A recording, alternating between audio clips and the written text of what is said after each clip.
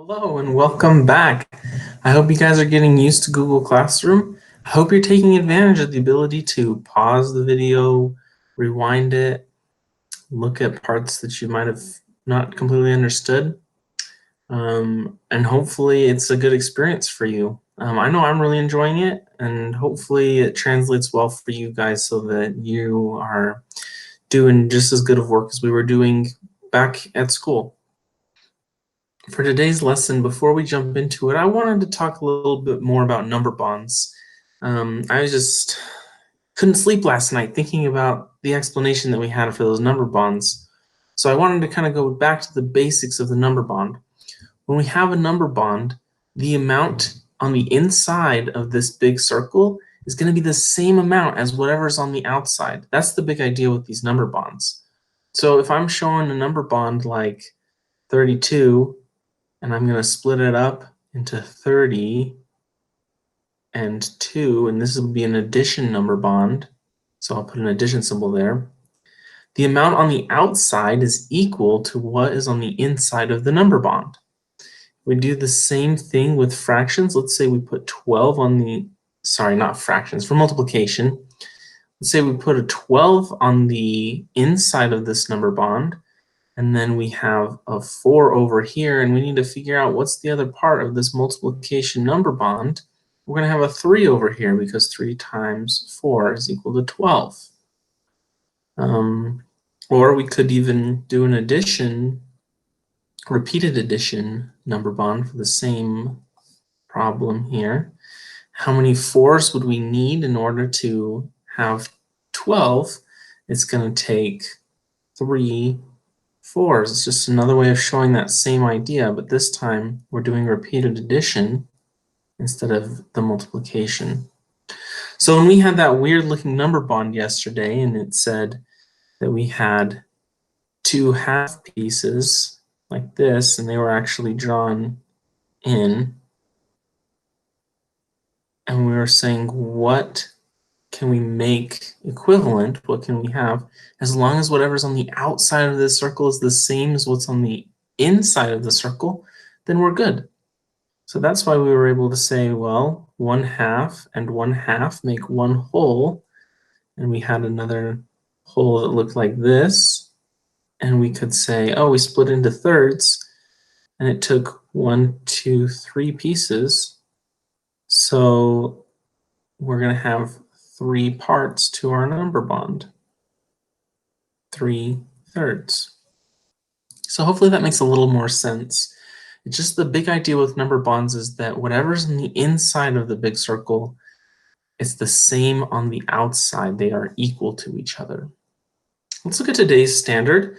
Today we want to be able to express whole number fractions on the number line when the unit interval is 1. Instead of unit interval, I'm going to use a word we're more familiar with, the unit fraction. So when the denominator is 1, we want to be able to show a whole number when the denominator is 1. Okay? And so let's just put an example up here. Bonus points if you know what whole number that is. Let's start with this application problem that kind of builds off of those ideas that we already know and kind of helps us look into what we're going to be doing today just a little bit. So this problem says Lincoln drinks 1/8 gallon of milk every morning.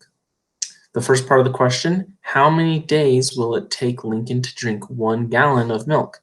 Use a number line and words to explain your answer. The second part, how many days will it take Lincoln to drink 2 gallons? Extend your number line to show 2 gallons and use words to explain your answer. So if you want to challenge yourself, go ahead and pause the video, get a piece of scratch paper out, work out this problem. If it's paused, you should still be able to see what the problem is, so you can look back and reference it. I'm going to go ahead and explain it. So if you didn't pause it, here comes the explanation. Now, I'm going to just think for a second here. If it's going to take him a certain number of days to drink 1 gallon, it's going to take him twice as long to drink a second gallon. So when I'm checking to see if my answer makes sense, it should take twice as long to drink 2 gallons as it did to drink 1 gallon. And that seems to make sense to me. I'm going to go ahead and set up my number line to help me with this part B instead of extending my number line.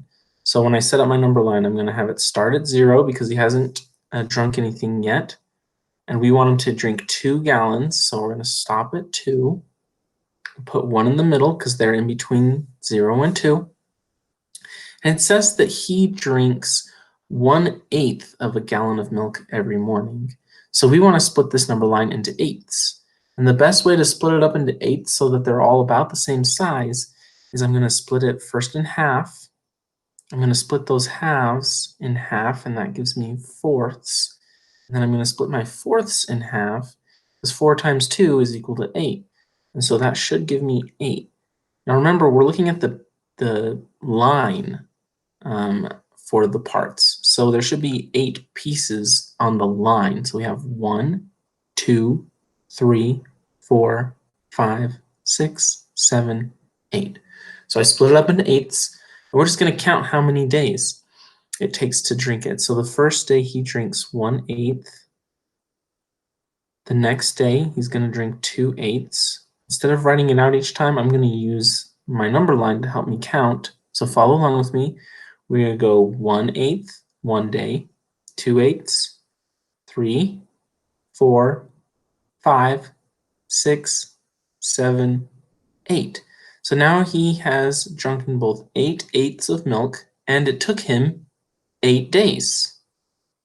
The numerator is telling us, in addition to how many eighths of milk he's drunk, it's telling us how many days it took. So my answer here is going to be 8 days. Now, how long will it take him to drink 2 gallons? We talked about how it's going to be twice as many, so I could use that and just multiply 8 times 2. But I can also divide my number line up again into fourths and then into eighths. Since this was 8/8, I'm going to keep counting 9/8, 10/8, 11/8, 12, 13, 14, 15, 16.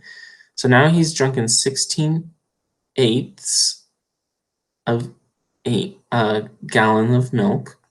And that also is the number of days that it took, because each one of these eighths was also 1 day. So the answer to this one is 16 days. Okay, you can comment below if you understood that application problem, if you got it, or if there was a part that you struggled with. And that'll help us know as a class if there's a way that we can help or make that explanation more clear. Let's look back at our learning target again. I can express whole number fractions on the number line when the unit interval is 1. So we're going to start looking at this model. Now, each one of these rectangles is going to be 1 whole unit. So I'm going to have 3 different models for 1. And then we're going to have a number line connected to that. Okay, we're going to split it up into different values. So all of these, I'm going to have them all start about the same spot. This is going to be 0 on all of them. And over here, it's going to go up to 1 whole because I'm just looking at 1 whole right now. And our goal is to be able to write this whole as a fraction. Okay? So this first one, we're going to split into thirds. So I'm going to try to split this up into thirds. And I'm going to split the number line into thirds as well. And my question is, how many thirds does it take to make 1 whole? We have 1/3 here, another third here, and another third right here. And we have 1, 2, 3, 3 thirds. So I'm going to write 3 thirds here. If I do this on the number line, let's actually erase that. I'm going to start at 0 thirds because I split my line into thirds. 1, 2, 3. Here I have 1/3. Then I jump to the next one. I have 2 thirds. And finally, when I get to 1 whole, as a fraction, we can also write it as 3 thirds. So right there, we've written 1 whole as a fraction. We go back to our target, express whole numbers on the number line. We did, but our unit interval isn't 1 yet. Our unit interval is our fractional unit. We're in thirds, so we want to get down to 1. This next one, we're going to make it a little bit bigger. This is just going to be halves. So we have 1/2 and another half. I split my number line up, and I'm going to have, let's do it like about here. That looks like about halfway. So here I have 0/2. When I get here, I have 1/2. And then when I get to the end, there's going to be 2/2. So I can write this fraction for a whole as 2/2. But again, my denominator that's telling me how big are the pieces, it's still not 1. So what if I divide this up? I split this into thirds. I split this into halves. What if I split this into wholes? Do I do anything? Do I draw a line? How do I write it as a fraction? Is it going to be 0/1 because I didn't draw any lines? Is it going to be 1/0? Is it going to be 1/1? That's kind of the question. How do I write this fraction? Well, remember, when we're talking about the numerator and the denominator, we're talking about how many pieces am I talking about. So if I want to know how many wholes there are in one whole, I'm talking about one piece. And how many pieces of one whole does it take to make one whole? 1. So I can write this in a fraction by just saying it's 1/1. There's one piece, and it takes one piece to make a whole. So this is equivalent to 1 whole. We're going to look at it again, only this time we're going to have a unit that's bigger than 1. Okay, again, let's look back at our learning target. We want to make sure that this is what we're able to do by the end of today. I can express whole number fractions on the number line when the unit interval is 1. And this unit interval, I'm just going to write a little note over here. This is the denominator. Okay. Denominator, which we know is the bottom number. All right. Now, each one of these rectangles represents one whole. So now I have more than one whole, and this is my first model. It goes with my first number line. Second model goes with the second number line. Third model goes with the third number line. We're going to do the same thing. We're going to split each whole, because the denominator is going to be thirds on this one. Denominator's third. So each whole, we're going to split into 3 pieces. That's what the denominator is telling us. So if we have 2 whole, how many thirds is it going to take to get to 2 whole? So we split each whole. I'm going to guess about here seems about right. And I'll do the same thing right here. And then about here looks good to me. Split it over here. It's not perfect, but that's okay. I try to make them even. Each one of these is going to be 1/3. I'm going to spare you guys. I'm not going to write them all in.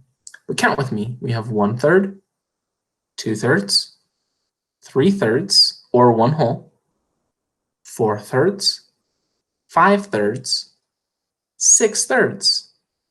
So 2 whole is equal to 6/3. Let's do the same thing, but this time with halves. So the denominator, again, let's change color. Let's do red this time. The denominator tells me how many pieces it takes to make 1 whole. And I already told you that this rectangle right here is 1 whole, and this is 1 whole. So how many pieces are we going to have? The numerator is how many we are talking about. So we cut it in half. They don't quite look even, but we're going to keep going with it. Cut that in half. So each one of these is 1/2. And let's count them. How many halves do we have for 2 whole? We've got 1/2, 2 halves, 3 halves, 4 halves. And that's our numerator because that's how many we're talking about. So 2 whole is equal to 4 halves. Okay, this time We're going to cut it into one piece. Cut into one piece. It's already in one piece, Mr. Sayre. Well, then the work's easy for you. Each piece, each whole is cut into one piece. It takes one piece to make one whole. And so we have one piece, two pieces. So 2 in the numerator over 1 in the denominator is equal to or equivalent to 2 whole. Let's show these on the number line.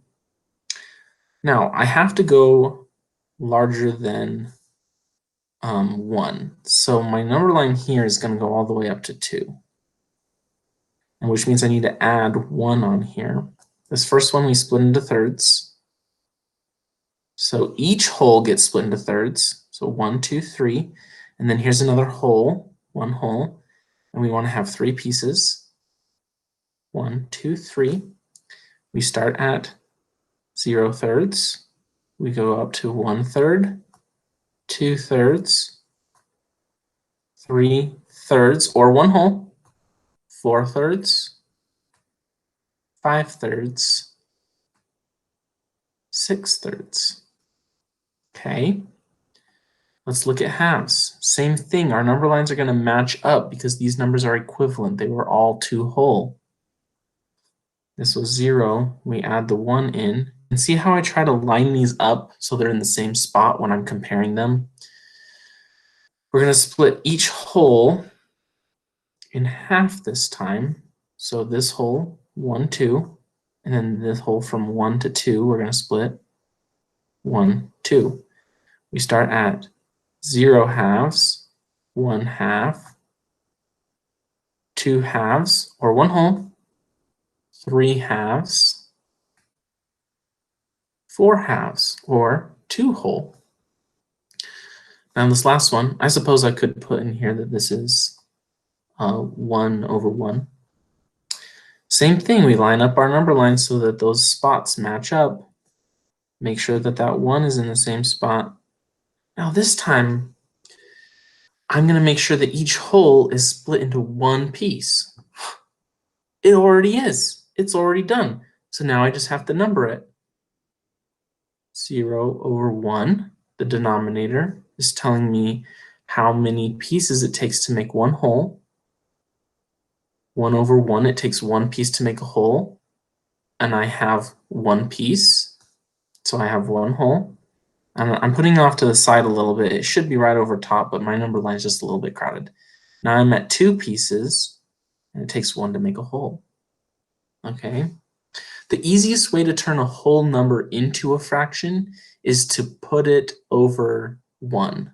And when I say over, I mean the denominator is 1 and the numerator is whatever number it is. If I wanted to turn 500 into a fraction, the easiest way to turn it into an equivalent fraction would be to put it over 1. And now it's a fraction. And that'll come in handy later on. Let's look at the problem set, the first question. The first question says, label the following models as a fraction inside the dotted box. Now, if you look closely, you might have to get really close here. The dotted lines are these boxes. And hopefully it's more clear on your problem set. It's hard to tell on mine, especially once it's in a PowerPoint. But those are the dotted boxes, so that's where I'm going to put the fractions. And it's going to be the shaded fraction in this case. The first one has been done for you. So this was split into thirds. We see that there are 1, 2, 3 pieces shaded in, and it takes 3 pieces to make a whole. How do I know what one whole is? It's going to be right here. This is a little key that tells you that a rectangle of this size is equal to one whole. So when I look at this, altogether, there's 2 whole here. But we're not talking about 2 whole. We're talking about the shaded amount. So I like to think, what's the denominator going to be? How many pieces is each whole split into on this? And here's one whole, and it looks like there's 1, 2 pieces. Here's another whole, and there's 1, 2 pieces. For the numerator, It's how many pieces are shaded in. So it's a different question. So now we're going to count all the shaded pieces. We've got 1, 2, 3 shaded in pieces. So for this one, we're going to put 3 halves are shaded in. This last one, this one's a little tricky. Each rectangle is one whole. Let's look at just one whole. So zone out, don't pay attention to this one, don't pay attention to this one, just pay attention to one whole. How many pieces are there in one whole? There's only one. So we're going to put the denominator as 1 because in each whole, there is one piece. Now I got to pay attention to this. How many pieces are shaded in? 1, 2, 3. So that goes in the numerator because I'm talking about 3 shaded in pieces. Now we could also say that 3 whole is equivalent to 3 over 1. We could write a statement like that. So please let me know what questions you have. Comment on this video, comment on the assignment on Google Classroom, and I will try my best to answer any questions that you have. I'm excited for tomorrow's lesson. I hope you are too, and I will see you then.